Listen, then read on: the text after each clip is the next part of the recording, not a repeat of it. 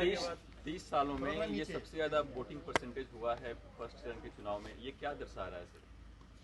30 सालों में नहीं, आज़ादी के बाद बिहार में हुए चुनाव में ये सबसे ज़्यादा वोटिंग परसेंटेज है। ये दो बातों को दिखाता है। पहला कि जो बात हम लोग पिछले कई महीनों से, बल्कि मैं 1-2 साल से कह रहा हूँ कि बिहार में 60% से ज़्यादा जनता बदलाव चाहती है और पिछले 25-30 साल से जो राजनीतिक विकल्प के अभाव में एक तरह से धीरे धीरे राजनीति को लेकर, चुनाव को लेकर उदासीनता बन गई थी, विकल्प नहीं था लोगों के पास।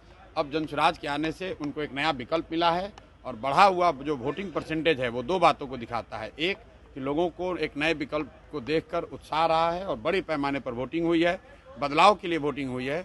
और दूसरी बात, जो बड़े प्रवासी मजदूर हैं जो बहुत बड़ी संख्या में छठ के बाद रुके हुए हैं, उन्होंने अपना और अपने परिजनों का, अपने मित्रों का जो वोट कराया है उसने सबको सरप्राइज किया है।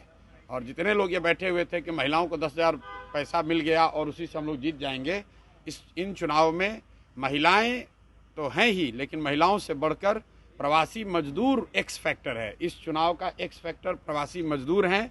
वो क्या कर रहे हैं, वो अपने दोस्तों, मित्रों, परिवार वालों से कैसे वोट करा रहे हैं, इसी से बिहार का चुनाव तय होगा।